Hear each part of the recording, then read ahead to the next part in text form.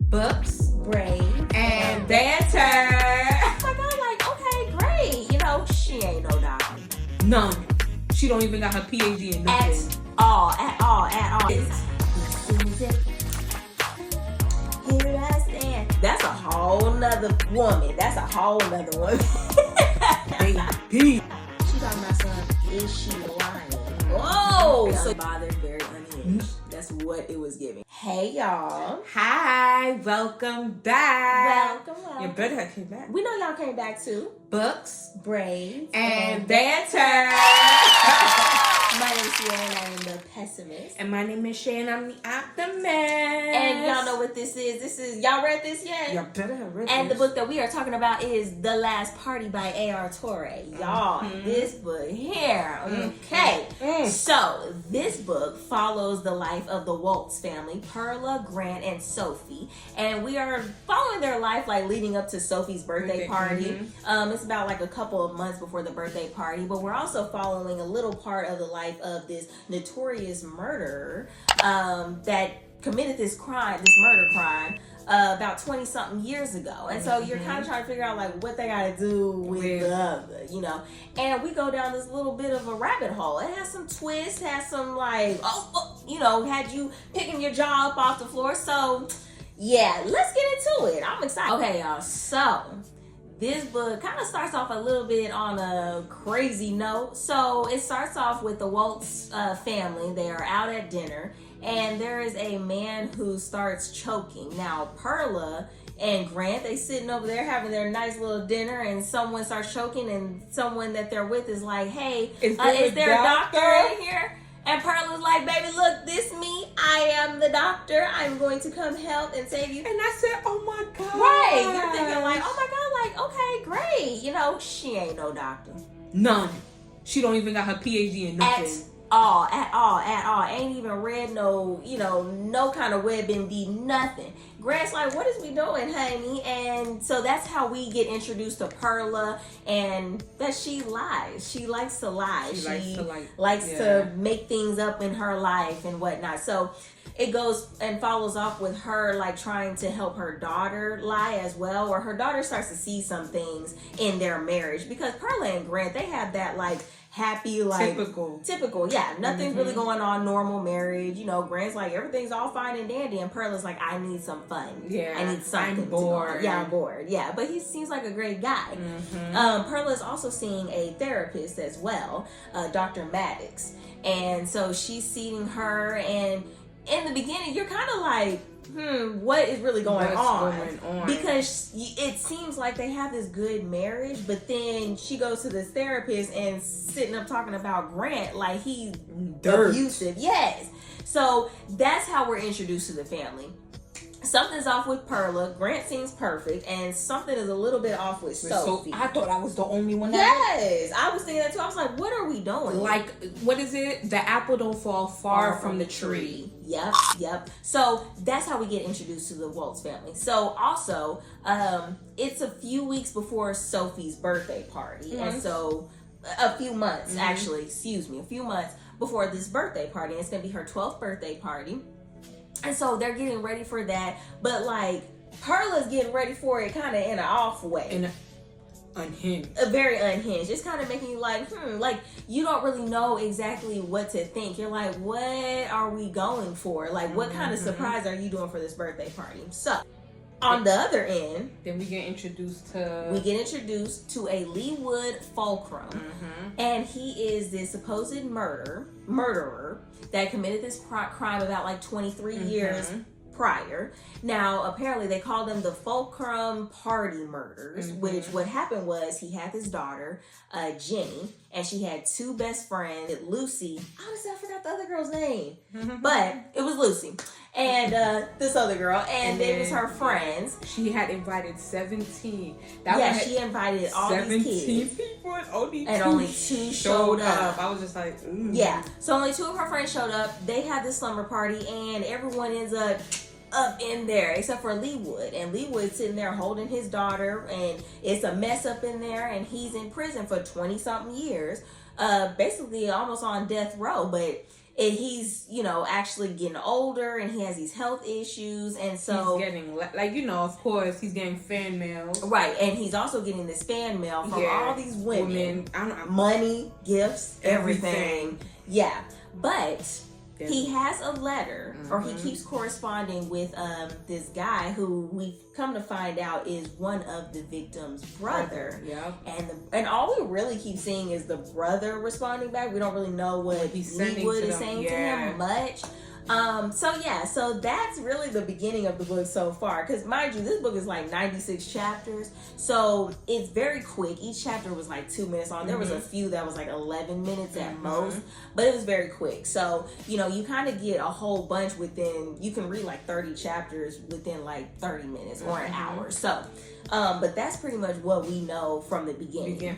So you're kind of just, you know, you're kind of figuring out like, how does all this come together? Yeah. So with Leewood, he starts getting this visitor, and it's from this Dr. Tim Valden. Now, this doctor is sitting up talking about, hey, I want to, I'm doing this research paper, and I really would like to talk to you about this case and see like what's going on. So the doctor comes up to the prison, and he's bringing Leewood food every single visit. I want Sonic, I want steak, Chick-fil-A, bring me everything. Right. So he comes up to the prison, and they're talking, and he's hoping Leewood is really going to confess of the murders. And Leewood's like, look, I didn't do it, but thanks for the burger. Thanks for, you know. And so we're just sitting here like, okay, so what? I guess this was where I was just like, it seemed a little bit repetitive on that end, where, because it was like, he's trying to get this answer, and Lee was like, bruh, I don't have nothing. Like, I didn't do it. I didn't do it. Right. But that's how it was. It was just like, constantly that. I understood where he was coming from, because it's just like, my guy, there was blood all on you. Like, it was a lot going on. Why did you stay? If you didn't do it, and then when the police came, you didn't even say, I didn't do it. Right. So it's just like, now you want to say, and then it's just like, he's not applying for appeals. You're saying that you didn't do it, but you're not trying to. And that was a big. So I'm just like, So I was just like, nah, like, that was what's going on.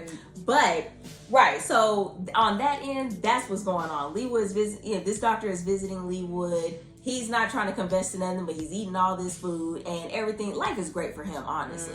Then we go back to the Waltz.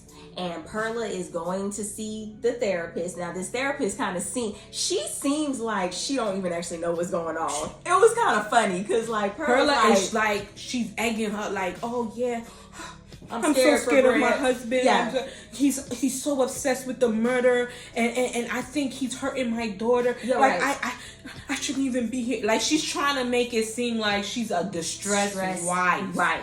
And Grant is like a sweetheart that would do whatever it takes to make her happy. Like, and honestly, the doctor wasn't even catching on. Yeah. Like, she was just kind of like... Because Pearl's like, why is she not writing this down? Right. Like, she wasn't even taking no notes, really. And she's just trying to... So at this point, when she's talking to the therapist, her whole mindset is she wants to kill her daughter.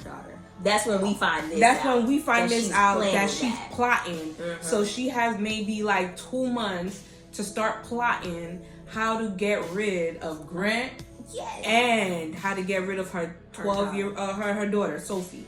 So it's just like, yo, and you thought it wouldn't get any worse. You would have thought, like, I called her. I was just like, yo, is this the Lulu trying to kill her daughter? Right. And she's like, sound like it to me, because she's not just trying to kill her any type of way. It's supposed to be like the party that Leewood committed these murders. Yeah, because she's saying, oh, I'm trying to show people that he's really innocent, that he didn't really do it. So I'm gonna copycat what he did, so they know he's not lying, that he didn't do it. Using her daughter and her husband as victims. That was nuts. That was nuts. So that's really what it is throughout the book. Like, she's planning this. She's sitting up here planning doctor's appointments to get her nose done. She's trying to, like, look a certain type of way. She was trying to shake the mold. The mold. Mm-hmm. Because when she's thinking, I'm going to come out right on top, and I need to have these press conferences, and I'm doing all these interviews. Yo, it's the way she was thinking. She's just like, oh my gosh, I'm gonna be this sophisticated woman that's trying. I want to make sure my face is perfect, my body is bodying. Very unbothered, very unhinged. That's what it was giving. Perla that's a whole nother woman. That's a whole nother woman. Baby. Like, she had it, like, she had all the steps planned. She had everything planned out. And she was ready. Like, ready. And mind you, also during this time, she's trying to help Sophie lie a little bit more. Like, they all go on this family hiking trip or like trails. And the dad is real into birds. And so her and Sophie kind of make a little bit of a game, and they're like, hey, like, you know, let's see who lies the best. And they try to act like they're really interested in these birds that the dad, that kind of made me feel bad for the dad though, because I was like, dang, like, y'all really doing all that? Like, he really interested. Right? And they were not. And they were not. They were not. But she was trying to help her, like, you know, grow her lying skills. And that right there, I thought she was going to back every time I see them connecting. Because they were not a bad mom and daughter combo. Like, the mom did love the daughter. Like, so for me, it was like, okay, you see that she's kind of sort of mini you. Right. I thought she was going to flip the switch and say, you know what? I really actually like this kid, I think. And no, it never went there. Right. Never went there. So Perla is sitting up here, like, really thinking, like, how she's going to go through with all this. She's going to Dr. Maddox. Dr. Maddox is really, or to her, she don't seem like she's catching on. So Perla's like, you know what? I'm going to take this one step higher, and I'm going to hire me a nanny. So she's looking into hiring these nannies, and she picks this one named Paige, who she thinks is like, okay, this is going to be perfect. What I'm going to do is make, like, the nanny wanted my life, pretty much. And she just wanted to be like, I think I'm just going to pin everything on her and Grant, and then that way it'll be even easier for me to get off. So she goes up to the nanny. Now, mind you, Perla, she's also thinking back on herself. Now, this is where one of the reasons why I was like, okay, I pretty much got the twist. But she was adopted, right? So she was adopted. She even said that she was very close to her biological father. She was adopted. I think also what happened was she had went away for a little while, and then her adopted parents, like, they all came back because they took her to these schools, they took her to these etiquette classes and all that, and then she came back, and that's how her and Grant met, because Grant was like, oh, hey, I ain't seen you in a minute, you know, like, what's good? And she got this new look. They took her to salons, got her all these clothes. She was, back then, she was low-key, high-key obsessed with Grant. She was obsessed with Grant. So she was like, you know what, I'm gonna do the same thing with Paige. And then she was like, I'm gonna try and have not necessarily Grant fall in love with her, but her think that Grant is loving her. Yeah. But for her to want my life. So she's already planning all this stuff. They have dinner. They invite Paige over for dinner. And Paige drops this bomb that she's like, oh, actually, I'm studying criminology. And she's like, her dad works at the prison where Leewood is at. Honestly, at that point, I was just like, I thought it was a setup. I'm not gonna lie, me too. I thought it was a setup. So we're gonna take it back to Leewood real quick. Now, Leewood on his side, again, he's been seeing this doctor, Dr. Valden. He's been getting all these letters. Dr. Valden starts saying some things that Leewood is like, wait a minute, I've heard this before. I've gotten this, in a letter. Yep. So Dr. Valden says something about, like, masks slipping off, and, you know, like, I know you were this supposedly perfect dad, but what happened? Like, maybe your mask slipped off for that one night. And Lee was like, I gotta go real quick. I gotta go to the bathroom. And then what was crazy was when he was just like, yo, you don't want to just tell me the truth? Right. You're dying. You got cancer. And Lee was like, I ain't told nobody that, except for a couple of people. Yeah, how you know this? And now Leroy is just like going back and forth. Yo, who is this doctor? Yeah. This doctor. but he's still not putting 2 and 2 together. He threw up that church finger and was like, let me go ahead and go out real quick. So he goes back to his cell. He gets all these letters and he's like, I don't know. Maybe he kept saying the blonde one. Mm-hmm. The blonde one's brother. He was like, I don't know if that was the blonde one's brother. I can't, honestly, I don't even remember what he looked like. So he's going through the letters and he comes across because I think the brother was actually sending them anonymously, but he could tell it was the brother. Right. And so he goes. He's just like, maybe the brother finally came to visit me. Right. So he goes, he finds a letter of a few of the words that this Dr. Valden had said, and he's kind of connecting the two. He had also told Dr. Valden to go visit his ex-friend as well. Mm-hmm. And he was like, hey, go visit him. You know, I used to sleep with his wife. We was like real close, yada, yada. Go talk to him. Dr. Valden goes over to the friend's house. And the friend is like, this man ain't never touched. Yeah, and he ain't slept with my wife really, barely, if anything. But he does say that he believed that he was innocent. Mm-hmm. He was like, I do not think that he did that. He did like that. He loved his wife. Right. He loved his daughter. And then it was just like once the wife passed away, the daughter started acting like his wife. Like it was like he was the child and she was the mom. Mm-hmm. And then there were times where he was like, I don't know, it did kind of seem more than that. Like she was the wife and he was the husband. You know, like that was crazy. So that's on that kind of front. Like you kind of see the background. You kind of see like, okay, this is starting to grow and be like, this is what was leading up to that night of the birthday party. Mm-hmm. So back to Perla, Sophie, and Grant. Perla usually tells this story to Sophie, and it's about a bunny. His name is Paquito. She tells this story to Sophie, and you know, like we're trying to like still understand their relationship, because honestly, I didn't know if she really loved the little girl or if she was just like, well, you know, I had the kid. It is what it is. Right. Now, Perla, I don't know. Like, I don't think she really necessarily wanted Sophie. Not really. Like, I think because she was gonna unsubscribe the little girl. Right. It was a car accident that happened where Grant got found out that she was pregnant. Right. And was so happy, and she was just like, oh damn, I guess I'm gonna have to keep this little kid. I mean, they went out on a date, and she was like, hey, let's do some more of this date. And Grant's like, we need to get back home and check on Sophie. And she really got an attitude. So pissed. So like, bad. Why we gotta go? And then end up keeping this man out till 2-3 o'clock in the morning. And Grant felt bad. And then so they stayed out. So she tells her this story about this bunny.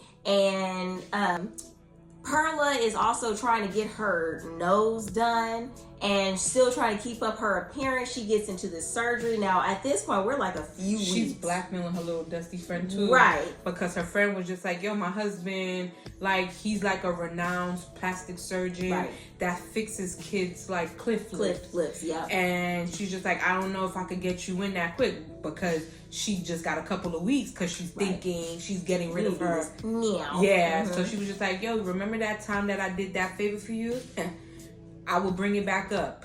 Yeah, and I would start to see how she thinks. I was like, So the girl was just like, all right, you don't gotta worry about me. Going tomorrow. Yeah. Right. So Perla goes in, she gets her little nose job done. She's getting everything ready. She's already thinking about having a publicist. She's already like getting started, okay? So she goes back to Dr. Maddox, and she's talking to her even more, and she's trying to really make Grant seem so unhinged and seem so crazy. I gotta get my body done because he doesn't like my body and my features, and I'm just trying to make maybe if I change myself, he'll love me more. I'm like, yo, what the And so Dr. Maddox drops his bombshell. She's like, hey, why don't you bring him, why don't we have like a couples therapy? Perla's like, where we do that at? What you mean? She was like, no, baby. He's not even supposed to know I'm here. Like, what? Like, no, what do you mean? So, Dr. Medic, she's like, okay, that's fine, sure, whatever. She's writing out on her little notepad, but then she asks Perla if she wants something to drink, and she's like, you know what, actually, I'm going to get me a little bit of the tea. You want something?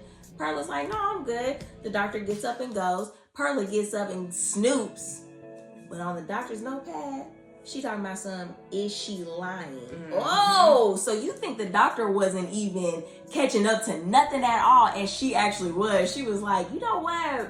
Something a little off with this woman. Like, I don't know about this. So that's when things start to hit the fan for Perla. Perla's like, okay, like she's trying to devise these extra steps. She's like, okay, this ain't working. Let me go to plan C, whatever. So we're getting closer to the birthday party, and she's, texting Paige, the nanny. She's also sabotaging Paige's and Sophie's relationship by putting sugar in Paige's gas tank. And they said, oh, I saw Sophie do it. I'll talk to her. Don't tell her. Right. Like, yeah, just trying to do like one-sided on both sides. And then she texts Paige off of Grant and Sophie's phone. Like winky face saying, hey honey, can you get me this? Can you pick me up this cake for Sophie's birthday? I needed this chocolate cake. I'm like, yo, what the? And then deleting them. I mean, that crazy. And she goes over and she's like, hey, Paige, she's getting her hair done, going to the salon, getting her clothes and whatnot, letting Paige drive the car because because her gas tank was full of sugar. And she's telling Grant, well, go compliment her. And Grant's like, girl, what? For what? What's the problem? Like, what do you mean? Go take her home. Like, go walk her out to her car. I'm like, yo. I don't know why Grant didn't even catch that mess. That was kind of... Because he's a yes man.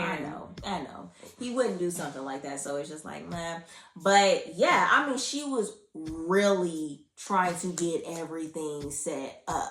Like, it was crazy. Listen, I'm not going to lie. The plan for me... was planning. Like, I was just like, yo. I know. I wanted to see. I was like, okay, let's see how far is this going to go? Son.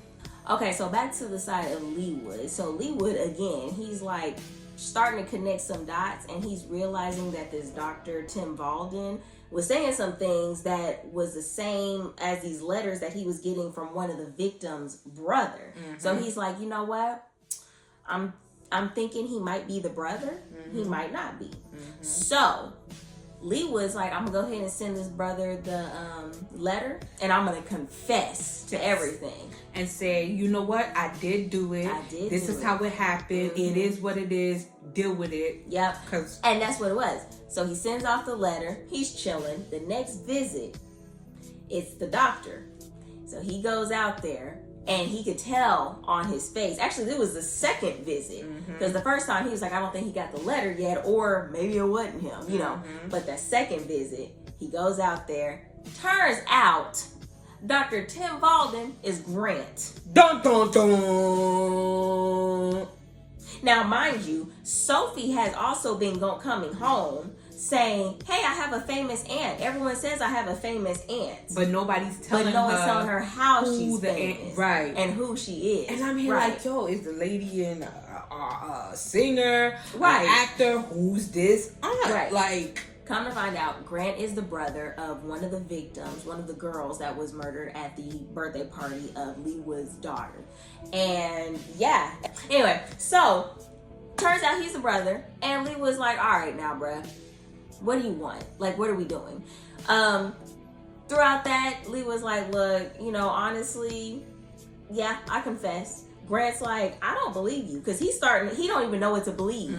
He was like, this whole time you've been saying you're innocent, it wasn't, and now all of a sudden you're trying to just confess. Like, what do you mean? Like Lee was like, bro, look, I gave you what you wanted. I gave you what you wanted, and Grant's like, I don't know about this. So, and then Grant was just like, you know what? I'm done. Right. I can't do it no more. This is our last visit. Yeah. And Grant was just like, let me get one more thing out of you. Right.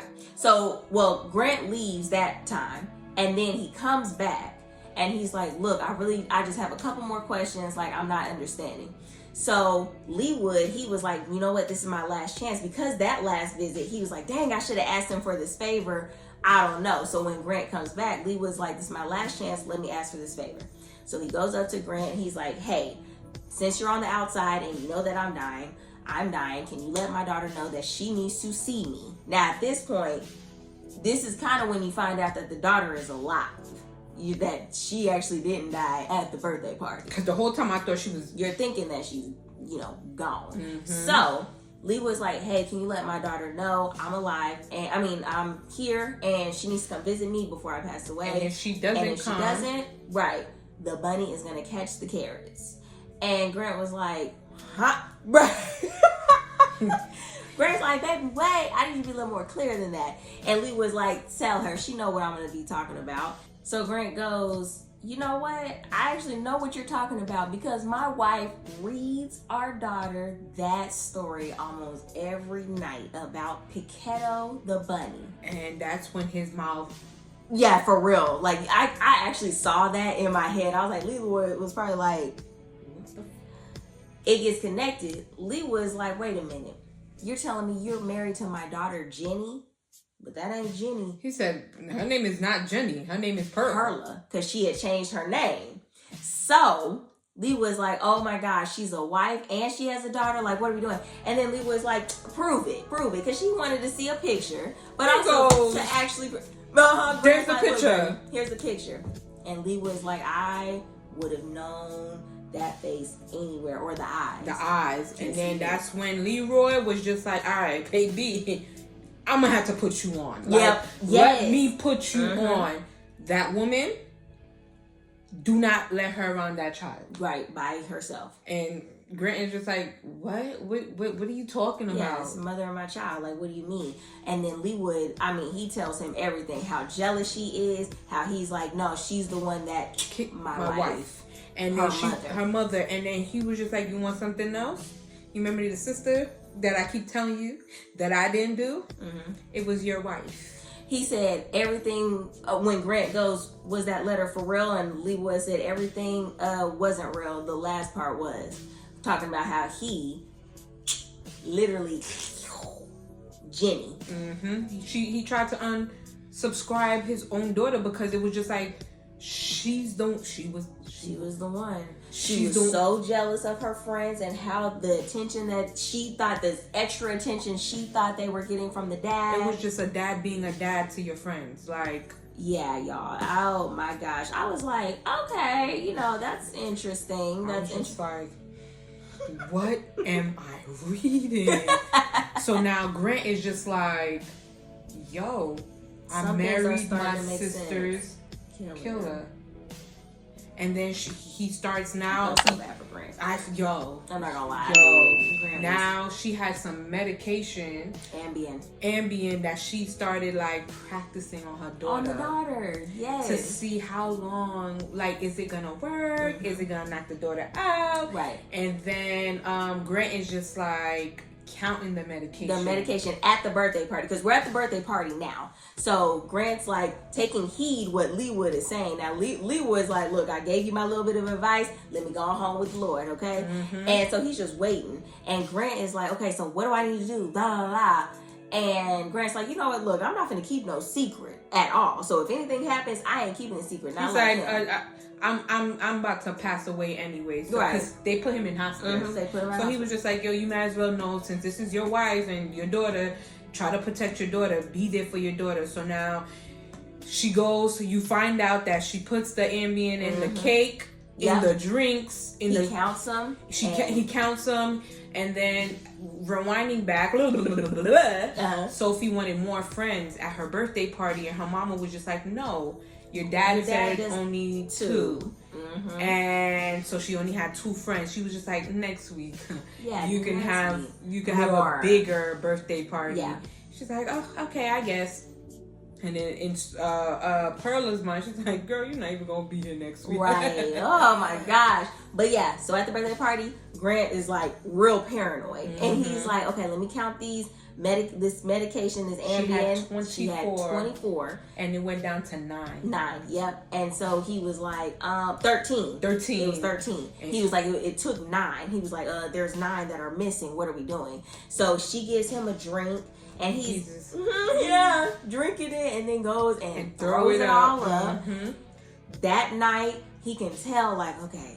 So he acts like he's knocked out. He's sleeping. Mm-hmm. The girls done went upstairs to their room. Right. They're out, knocked out cold, and he's just like, he hears her coming out alarm. Off. Mm-hmm. And then she's just like, honey. He's just like, no. Even I was like. I said, don't blink, don't move your eyes, don't do nothing. Right. And then she's just like, oh yeah. In her head, she's just like, yeah, it's party time. It's party time. She goes and get her little bodysuit outfit. I mean, she so got that dressed. She put her bodysuit on because she didn't want blood to get on her, and she went outside. So she's staging everything. She took Grant's phone, texted the nanny, and was like, "Hey, hurry up!" Like called her, and then sent all these rapid texts like, "Hurry up! You need to hurry up! Meet me in Perla's room." All this stuff. She sleep. You know, she goes outside, punches in the code, which was the nanny's code. She's punching in all these codes, and Grant is just following her. So while she was outside, Grant was just like, "Oh nah." She's really crazy. I'm so happy he thought fast. He shook the kids up and said, go on the roof. Go on the roof. Get out now. Yes. Now. Man. And them little kids is on the roof. They sleepy though. They're just like, yo, what's going on? We're so tired.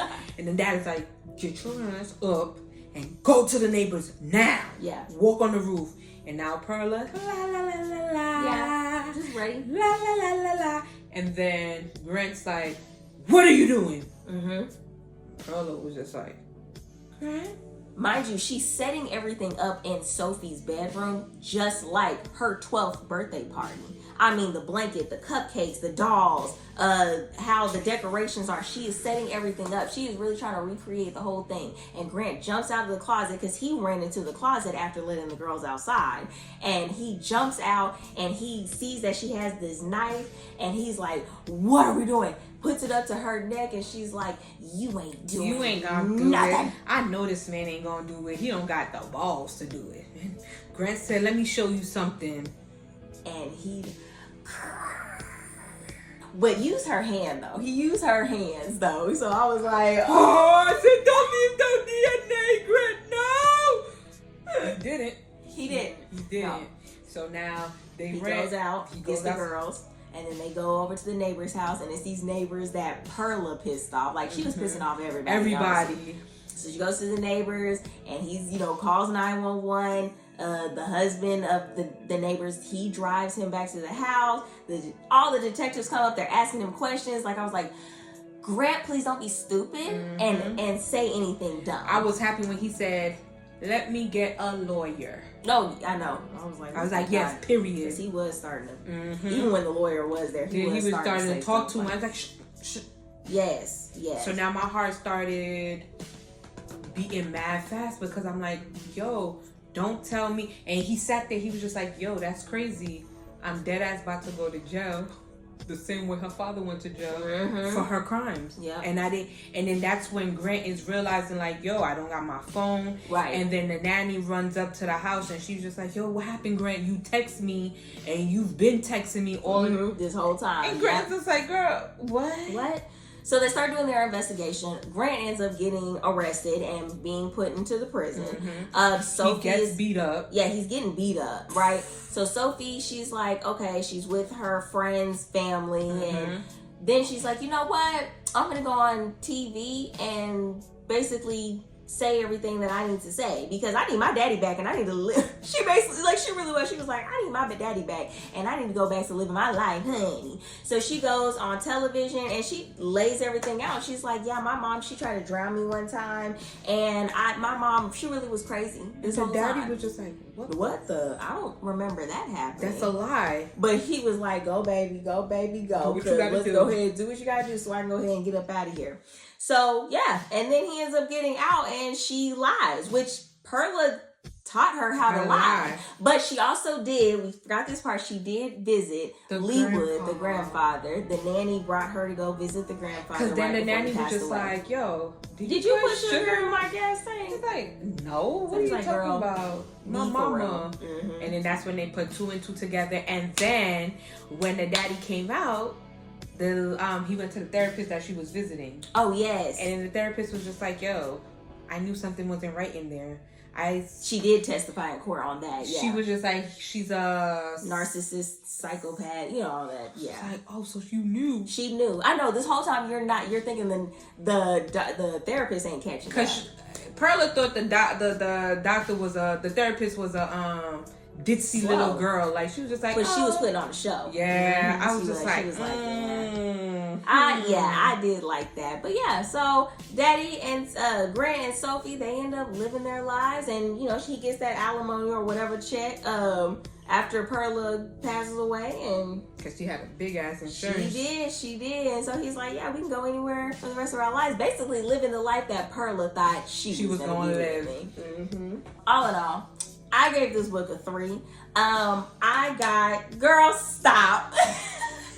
After hearing our story and our banter, you gave it a 3? I gave it a 3 only because now I got the twist way ahead of time. I knew Perla was the daughter just because there was like some parts in the book where they were talking about how she was adopted. She had said that she had changed her name. She was close to her father. So just some of those clues, I was like, I'm pretty sure, and especially it's like, you talking about this family and then this murder, what does that have to do with anything? That just kind of, I don't know, I'm sorry. My brain just starts working when I'm reading. I'm sorry. My brain turns off, okay? I know, I wish. It just starts working. And I'm like, okay, I'm already thinking of stuff. And I hate that sometimes. But it was still a good book because Perla was unhinged. And it made me want to keep reading and see what her plan was going to... I'm telling you. No, I mean, for real. But the birthday party, I was like on the edge of my seat. I was like, what is going to happen? Like, Grant, are you going to do this? Are you going to save your child? What? But... I did give it a 3. It wasn't as twisty. It wasn't as shocking like I thought it was going to be. But it did make me want to keep reading the book. And this won't be the last one from A.R. Torre that I'm going to read. Girl, you already know what I'm going to say. A 4.5. Because I didn't see nothing. The twist that was twisting, it twists for me. I was excited. Whenever I read, my mind it's like the switch turns off. And then I'm just reading. Yep. And then, you know, it just creates in my mind. Like, while I'm reading the words, it just, oh, okay. Oh, wow. What's next? Oh, yeah. So, for me, it was a 4.5. The twist was twisting. I was shookest. I was on, like, I told you, like, I started, like, swinging back and forth. It was a great read. 4.5. Yeah. I enjoyed it. That was good. I don't want to leave you guys. I know, but y'all know this ain't it. It's never done with us. It's never. No, because y'all know what this is, honey. You know, every week we're going to sit here and discuss these books. I get excited every single week, honey. So, y'all know what this is. Y'all read this yet? Y'all need to go ahead and read The Last Party by A.R. Torre. Hop on this video and join us for this book talk. So you know what you gotta do, right? You gotta like, you gotta subscribe, and you gotta comment your thoughts and your opinions, because this is a book talk for a reason. Let's keep this up. Keep this discussion going. I am so excited to see y'all next week. And y'all have y'all a good night. Bye. Bye, y'all.